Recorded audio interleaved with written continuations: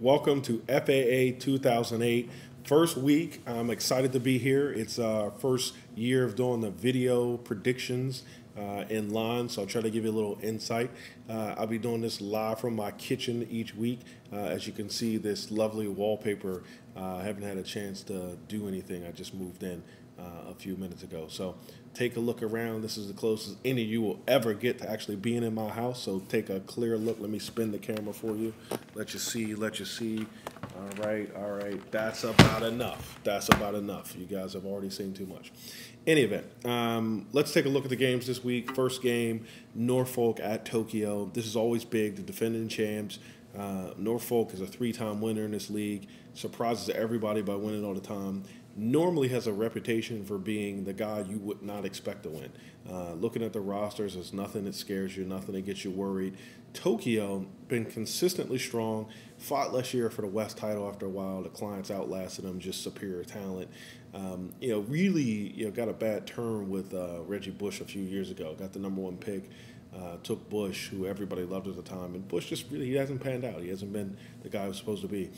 Made the shrewd decision last year in terms of keeping Ronnie Brown, who ended up as like one of the top rushers in the NFL before he, gave up to an injury as well. So Tokyo's a tough team. He's back strong again this year. I think the game's a pick. I mean, I looked at both of the rosters and didn't see anything that jumped out at me from Norfolk or Tokyo's end that really gave either one the advantage. So I think it's going to be a pick. I think it's going to be a close game. Norfolk typically wins close games, so I'm going with the Shipment. Next game, Imperial Honolulu. A lot of talk from Wags about this should be the game of the week, and people do this every year. They politic. I'm the game of the week. I'm the game of the week.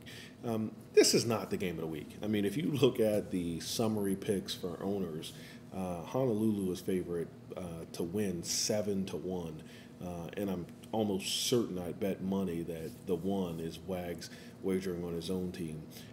Honolulu does it the same way every year. They get the same formula. It's, Ivan and the LTs, and that's pretty much what it's all about. And he's been fairly fortunate because LT has been dominant year after year, carrying the team, and really hasn't had any issues with that. Now he has Maroney in there. He has Colston. Cutler is kind of a young gun, but I think Cutler can be hit or miss.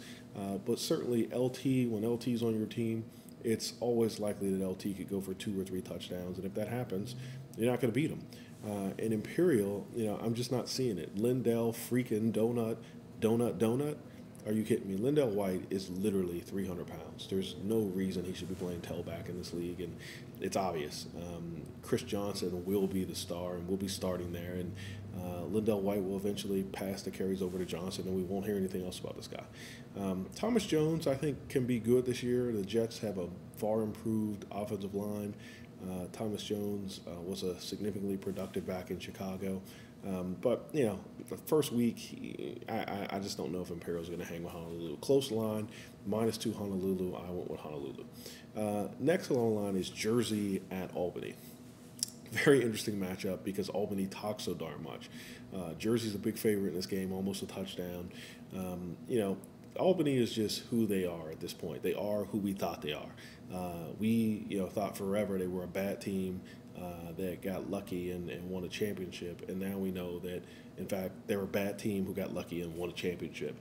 3 consecutive years they have not made the playoffs. There is no reason to believe that this team is going to make the playoffs this year, although they're getting better. They got young talent. The pickup of Marshawn Lynch was a great pick.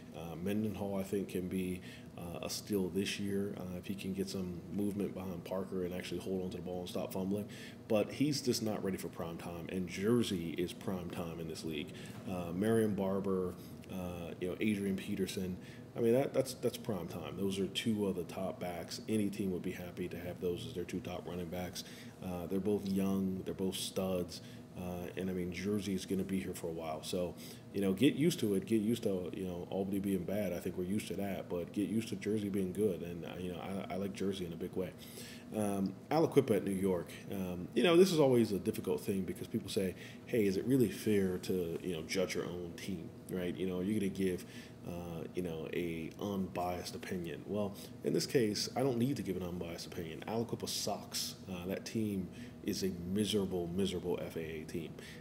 Now, having said that, they're trying, but they're trying for 2010.